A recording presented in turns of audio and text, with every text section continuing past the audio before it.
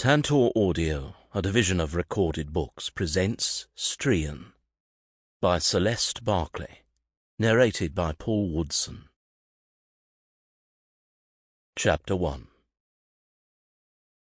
Strian looked over his shoulder at the woman rowing just 2 benches behind him. Other Norsemen surrounded her, but she appeared out of place and alone. Despite trying to remain focused on navigating his ship toward the fjord just beyond his home, Strian Eindrideson failed to overcome the temptation to look back at Gressa time and again.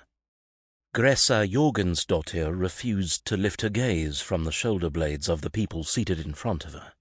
She followed the rhythm of the other rowers as her oar dipped and slid first through the water, then in the air, before returning to the water. She could feel Strian's eyes on her, even though she hadn't looked up in hours. She refused. She refused to acknowledge him, and she refused to acknowledge her own feelings, or rather the ones he stirred in her. She forced her mind to focus on the motions needed to keep her oar synchronized with the other rowers. She wouldn't allow herself to think about how her hands, blistered and raw, ached from rowing for hours after not having touched an oar in years. She wouldn't think about how her stomach rumbled from refusing anything but the most meager amounts of food, one of the few rebellious acts available to her. She wouldn't think about how once again fate forced an abrupt sacrifice of the life she had. She wouldn't think about Strian. There was far more for her not to think about than what she was willing to entertain, but her attempts to force her mind away from the painful topics only made them linger in the forefront of her mind even more. Gressa caught herself before she shook her head. Strian gave up all attempts at ignoring Gressa the second day aboard his ship. It was an exercise in futility to pretend she didn't exist. He had never been able to ignore her, and 10 years of separation hadn't changed that. Gressa stood out from the rest, with her heart-shaped face, dark brown hair, and deep blue eyes with their almond shape, giving proof to her Sami heritage. None of her clothes resembled the ones he remembered. Gone were the conical rolled toes on her boots, or the beading at the hems of her wrists and collar that she wore at home. The more subdued forest colours of a Welsh bowman replaced her Sami clothing. Her clothes had always made her stand out, first as a Sami and now as a Welsh woman. But Strian knew the clothes didn't matter. His memories clutched to the images of Gressa when she was undressed. He snapped his eyes back to the water and slammed the door shut on those memories. They had haunted him ever since he last saw Gressa, and now they caused a painful knot to squeeze his heart. "Captain, Tira's given the signal that we are only 5 knots from the entrance to the fjord. We will be home soon." Strian nodded once to his first mate and followed the man to the stern, where he took the rudder from one of his oarsmen. Now that Strian was behind Gressa, it was easier for him to watch her.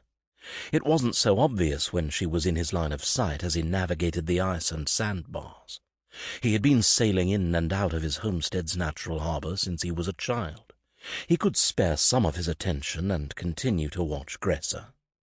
The linen shirt she wore stuck to her sweaty body, and he could see the muscles ripple through her back and shoulders as she continued to row.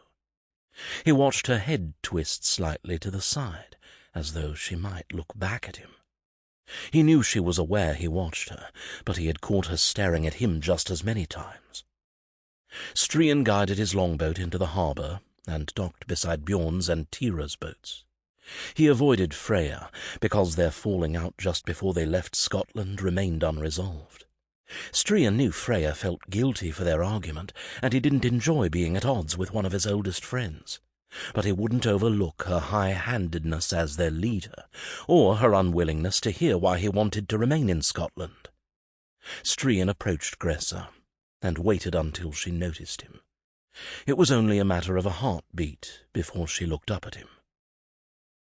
"Stay next to me," Strian whispered. When Gressa looked ready to object, Strian raised an eyebrow in warning. "It's been 10 years. Gressa sucked in a breath and looked at the place where she had grown up. "Everything looks different, but it still all looks the same. she breathed. "You're right about that. Much is different, but the people are the same." "Then you should have left me in Scotland," Gressa hissed. "They won't want me now any more than they did before I left." "Is that why you hid? Is that why you didn't try to find me?" Strian's deep voice rumbled in his chest, and Gressa could feel it as he leaned against her shoulder. He intended his words for only her ears. "Does it matter?" She knew those were the words that would push Strian away, giving her space to think, but she hadn't anticipated the depth of hurt she would see when she looked at him. He reeled back from her. "Why would you ask that? Of course it matters. You still haven't told me what happened when we got separated." "And I don't intend to." Gressa's mind filled with images of the battle they fought side by side, then the injury that nearly killed her. She remembered being near death and calling out for Strian, but he never came. This brought back memories of the past 10 years she had spent building a life in Wales. "You will explain one of these days. If you won't volunteer the information to me, then Jarl Ivar will demand it. You still wear your fealty ring at your wrist. I've seen it several times."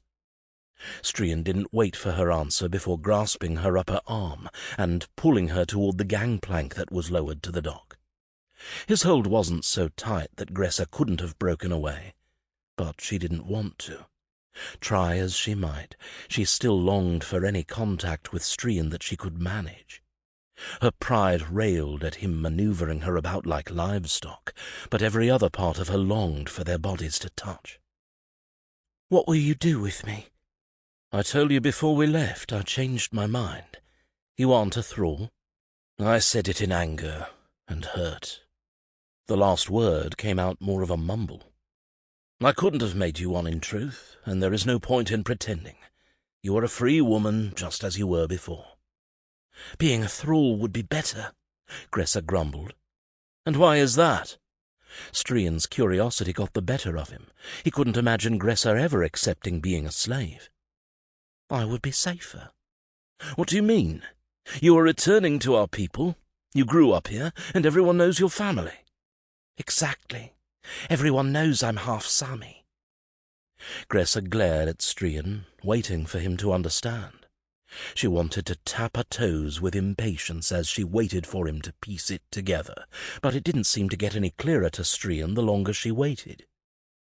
"It was bad enough that my father captured my mother and made her his concubine, but when she died giving birth to me, and I wasn't a boy, it made me completely useless in his eyes.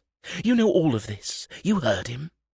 "I do, but I don't see how that has to do with your safety. You're home." Gressa balled her fists and wanted to lash out at him for being so dim-witted. "This isn't my home. How many times must I tell you that my home and my people are in Wales? My father never wanted me, and neither do any of these Norsemen.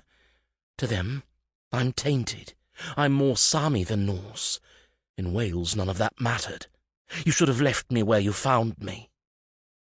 Gressa felt the burn of tears behind her eyes, but she refused to allow any to fall. Strian leaned forward, nearly bending in half to look into her eyes. "You are home, you will be safe, and you aren't going back to Wales." He was nearly yelling by the time he finished.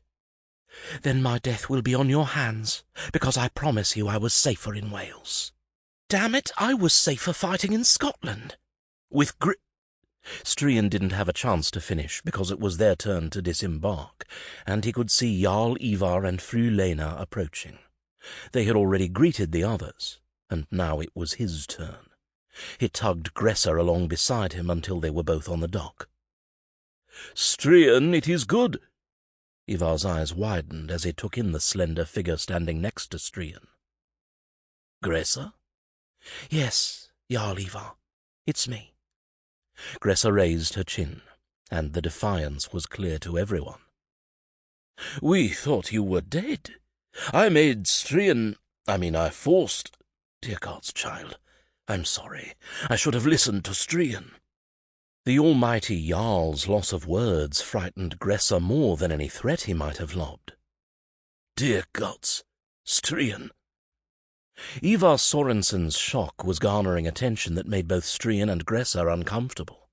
The man was just as tall and well-muscled as Strian, who was more than 20 years his junior. It was disconcerting to see their leader so befuddled, and his face had lost all its usual ruddy colour. "Gressa," Lena intervened. "it fills my heart with happiness to see you return. Life hasn't been as sunny without you." Coming from anyone else, Gressa would have felt Lena's words were a barb, but she had known the woman her entire life. She was the only one in the homestead who had been willing to attend her birth, and even though Gressa's mother didn't survive the delivery, it was Lena who ensured Gressa had a place within their tribe. Lena brought Gressa into the Jarl's longhouse when it was obvious that her own father wouldn't provide for her. When the older woman opened her arms, it was the invitation she needed. Gressa lurched forward and allowed Lena to enfold her in an embrace that felt like home. Strian watched as Gressa willingly allowed Lena to hold her, and the jealousy and pain from being excluded burnt a gaping hole in his heart. Gressa hadn't welcomed him as she did Lena. "I think you have much to tell us." Lena smiled as the two women backed apart. "She has nothing to say that any of us want to hear," called out Freya as she walked past. "She is a traitor, and she would have made Strian one too. We should have left her where we found her, as Grima's woman." Freya's last 3 words, as Grima's woman, had the exact intended effect. Strian pulled Gressa behind him and put his hand on his sword hilt. He challenged anyone to speak or come near him or Gressa. The crowd on the dock morphed from excited to vengeful with those 3 words. "Come to the longhouse. I think you have much to explain," Ivar boomed. His lack of anger reassured Strian, but as Gressa clung to the back of his fur cloak, he knew she was unconvinced of her safety. As Strian looked around, he was certain she was right to fear the others. "Jarl," caution drove Strian's choice of words. "There is plenty to tell and plenty to hear, but the others can do just as good a job as I can. Besides, Tira and Bjorn are to marry tomorrow. I heard the announcement before I even left my ship. I think it would be better if we didn't appear in the Great Hall." "Nonsense. That will only make it look like you have something to hide," Ivar murmured. "Nothing will happen to Gressa. Anyone foolish enough to try will answer to me." The others left Strian on the dock, with Gressa still clinging to him. He reached behind him and gently pulled her to stand beside him. "It's wrong, Strian. I know it. You shouldn't have brought me here. I'm not safe." Gressa looked around and saw that they were alone at last. She let the tears fall that she had been swallowing for days. Strian wrapped his arms around her loosely, and when she didn't shy away, he pulled her to his chest. She burrowed into the familiar warmth and sobbed. She had fought her own will and Strian's for the past fortnight, and exhaustion overcame her. She knew she would regret accepting this comfort, but she needed it as much as she needed her next breath. Strian ran his hands over her hair as his other arm wrapped around her waist, and his thumb drew circles on her ribs. "You may not want it, you may not accept, you may not even believe you need it, but you will always have my protection, Gressa, always." Strian kissed the crown of her head, and he felt her tense before her entire body went lax. He was quick to catch her before she dropped to the ground. "Gressa?" She made a soft sound like a wounded animal.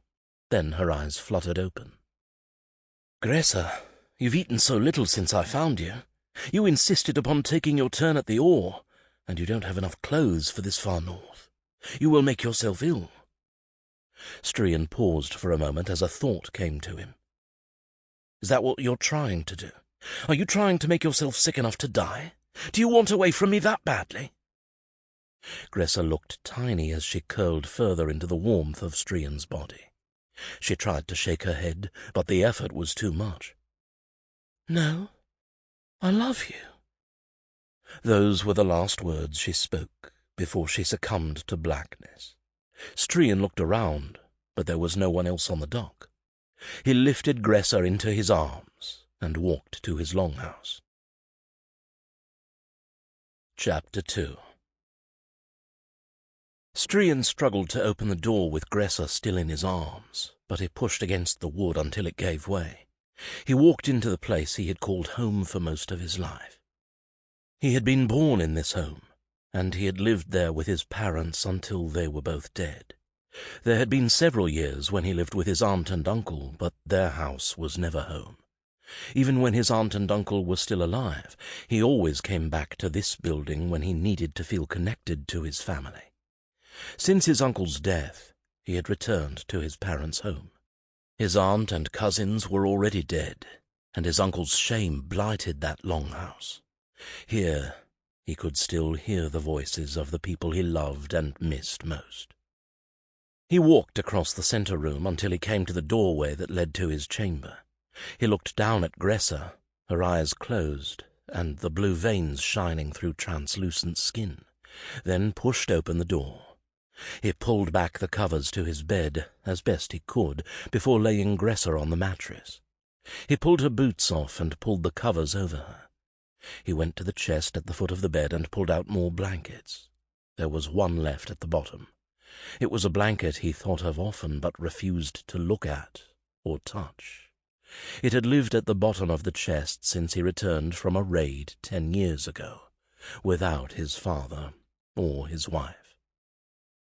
Strian looked at Gressa once more, and remembered the smile on Gressa's face when she presented the blanket to him as a gift. He ran his fingers over the stitches that represented them coming together as one. He had no more time to reminisce, because Gressa called out to him. "Strian?" Gressa's eyes were closed, and her voice craggy as though she hadn't used it in days. "Strian, don't leave. I'm over here. Don't go. Don't leave me. Why can't you hear me?" Strian realized she was dreaming, or rather, she was having a nightmare of the day fate separated them. "Strian!" Her scream turned into a whimper as her fingers combed through the air, grasping nothing. "Gressa, I'm here. I'm not going anywhere. I can hear you." Strian sat on the edge of the bed, holding her hand. She relaxed as the pressure of his hand on hers registered, but she didn't say another word. Strian let her sleep, as his mind ventured to the same place that caused Gressa's nightmare. The day war separated them. The day he lost his wife. "Stay close to me, Strian. When I run out of arrows, then you can move ahead. Let me pick off as many as I can before you have to fight." Strian looked down at the little pixie face set in stone. His wife of 3 months wasn't joking. Gressa intended to protect him from the battle that was about to begin. She was just as fierce as any of the other shield maidens. She had the same skill and strength as Tira and Freya, but unlike the other 2 women, she had something worth defending. Strian knew she would fight to the death to protect him, just as he would do the same for her. His tribe had been tracking a band of neighboring Norsemen for close to a month after they raided his tribe's home. Strian and Tira both lost their mothers in that raid, and Lena had almost died while trying to hide the other women. Gressa and Strian, along with Leif, Freya, Tira, and Bjorn, had been with their fathers on a fishing trip when neighbors to the south overran their homestead, killing any and every one they saw. "Strian, are you even listening to me?" Gressa pinched his forearm. "Stay behind me. You are a much bigger target than I am. Wait until there are few arrows flying before you charge forward." Strian wrapped his large hands around Gressa's trim waist and lifted her until she was eye level with him. He gave her a firm peck before putting her back on the ground with a spank to her backside. "I remember it was me who pledged to protect you. Don't be reckless, Gressa." She pinched his arm again before rising on her toes and kissing his chin, the highest part of him she could reach, since he was a foot taller than her. "I would say the same to you. Just because you're bigger than most warriors doesn't make you any less mortal. You aren't one of the gods, even if you look like one." She grinned as she slapped his backside for good measure.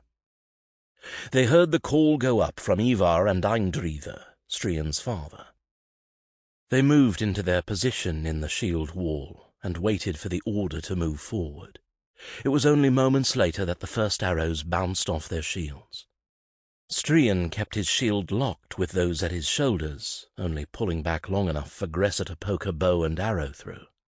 The band of warriors moved as one with the shield wall unbroken, creating openings for archers to shoot at their enemy.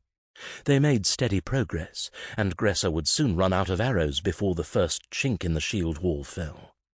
It was like a domino effect after that. One warrior after another screamed out in pain and tumbled to the ground, some to writhe in agony, as others turned to stone. "The shield wall won't hold much longer. Gressa, get behind me when it does. Shoot over my shoulder when you can, but otherwise stay down." Strian had to yell to be heard over the cacophony of battle sounds, even though Gressa was only inches away from him. "All right."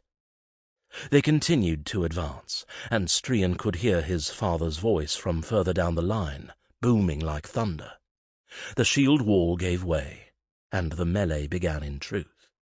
Warriors from both tribes clashed, as they wielded their shields as weapons just as they did knives and swords. Blood splattered across Strian's chest, as he used his long reach to block anyone who might try to get past him and get to his bride.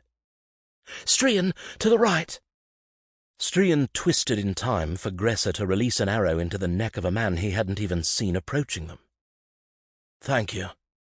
"You can make it up to me tonight, with that thing you do with your tongue." "You're thinking about that right now?" Strian chuckled, even though they were amid a gruesome scene. "I need something to look forward to," Gressa teased as she threw her knife into the eye of a man who prepared to charge them. "I will gladly offer that if you don't fall asleep again while I make love to you. It's rather insulting." "That happened only once, and it had been a long day of riding and then fighting. It wasn't a reflection upon your skills." Strian's snort turned into a grunt as he lunged forward and brought his blade across his enemy's ribs. The fighting became too intense to continue talking. Strian would regret for the rest of his life that he hadn't tried harder to keep talking to Gressa. He might have discovered she was missing far sooner. Gressa tripped over a body with sightless eyes as she tried to keep up with Strian. A fight with another shield maiden, who wielded a sword and an axe, forced her to fall behind. She was a fierce opponent, but held too high an opinion of herself if she believed she didn't need a shield. Gressa hacked and slashed until her opponent lay waiting for a Valkyrie to carry her to Odin. By the time Gressa could look around for Strian, she couldn't spot him. She scanned the battlefield, but he was nowhere in sight. She controlled the panic that wanted to take hold as fear flooded her. She wasn't scared about her own safety, but that of Strian. She rushed forward toward other members of her tribe, but she still couldn't find her husband. She was nearly to where Freya and Tira fought alongside one another, but fire ripped through her back and into her thigh. She staggered several steps until her leg went numb, and her entire body felt as though it disappeared from beneath her neck. Gressa pitched forward and landed with a thud, her head ringing with the vibration and the sounds of the ongoing battle around her. She looked around, but when she sensed someone stepping over her, she shut her eyes and remained motionless. Later, she would look back and realize pretending to be dead was what kept her from dying. Whoever felled her assumed they had killed her too, because they left her where she lay. Gressa laid in the same spot, blood pooling around her for what felt like hours. The battle shifted away from her, and the sun moved across the sky. She forced herself into action and dragged her uncooperative body behind her as she crawled on her elbows until she met the tree line and could hide. It was several hours later that she heard a voice she recognized. "Gressa!" The voice screamed over and over. "I'm here." She couldn't muster more than a whimper. No one, not even her, could hear her as she tried to lift her arm. Most of the bleeding had slowed, but she was too weak to do more. "Gressa, where are you?" Strian's despair was palpable, and her heart ached to cause him such pain when she was so close. "Strian, we must go." Gressa twisted her head to see Bjorn running toward her. She tried to call out to him, but no sound came from her mouth. "Strian, we've searched for hours. No one has seen Gressa. They may have taken her." "All the more reason to search for her. Bjorn, I'm not leaving without my wife. Go without me, but I won't leave without her." "You have little choice. Ivar is ordering us all back to the boats." "No." "What do you mean, no?" Bjorn was incredulous. "You can't say no to the Jarl's order." "I can, and I am. I already found my father's body. Without Gressa, what do I have to return to? Nothing. I am not leaving without her." Gressa watched as Strian changed directions and started to walk toward where she hid in the bushes. She reached out her hand and called to him. "Bjorn, shh! What was that? I'm sure that was Gressa calling me." Gressa held her breath before trying to yell as loudly as she could, but it was more a whimper than a bellow. "There it is again! I know I heard my name." "I didn't hear anything. Come on, Strian, we must go. Ivar won't wait much longer." "And I told you, I'm not going anywhere without her." Gressa watched in horror as Strian drew his sword against his best friend, and in turn Bjorn pulled out his knife. They circled one another, but before the fight could begin, it ended. Leif and Ivar lunged forward and caught Strian's arms as Bjorn, joined by Strian's uncle Einar, caught his legs. He twisted and writhed, head-butting Leif more than once, but he was no match for the four large warriors. They bound him and dragged him away. "I curse each one of you! I will never forgive you for this! She is alive and nearby, I know it, and you're abandoning her! May the gods curse each of you! I won't leave my wife!" Those were the last words Gressa heard from Strian, even though his howls carried through the air. Anyone who hadn't seen Strian being restrained would have thought it was an enraged wolf baying at the moon. Exhaustion had a chokehold on Gressa as the last dregs of energy evaporated, along with her hopes of rescue. She regretted thinking the trees would offer her safety. Instead, they were her undoing.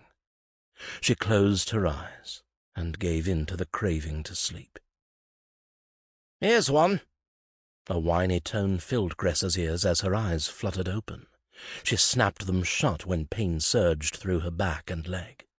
She gagged as the excruciating tingling and burning rippled from her wounds into every inch of her. "This one is alive, barely. I saw her fight. She's worth keeping. She'll bring plenty of money if she survives." Rough hands grabbed Gressa's hair and lifted her head from the ground. "Yes, this is the one I saw too. Remarkable archer, and would be good with a sword if she paid more attention to those around her. I was the one to cut her down. I claim her as my thrall." Gressa watched a middle-aged woman walk around her until the older woman's toes slipped under her shoulder. Gressa couldn't swallow the groan when the other woman used her foot to push her onto her back. Gressa was in agony as her wound hit the ground. Any thoughts of responding were gone when blackness swallowed her once more. Gressa had never been seasick, but she was sure she would be as her stomach pitched one direction, then the next. She struggled to open her eyes as they felt crusted shut. Her tongue slid along her salty lips, and Gressa knew she was on a boat. Various thoughts fluttered through her head, but the two loudest were that she didn't know whose boat she was on, or where it was headed. "Mahinefro," a man's voice floated to her. She searched her memory for the words she heard, but there were barely any memories to begin with, let alone ones in a foreign language. "Who are you?" another voice asked in her own Norse tongue. "Gressa," she mumbled. "Gressa what?" She refused to give any more information until she knew who held her captive and where she was going. "Gressa what?" the voice repeated. After a long pause, A sigh followed. "You can make this easy for yourself, or you can dig your own grave. I already—" Sample complete. Ready to continue?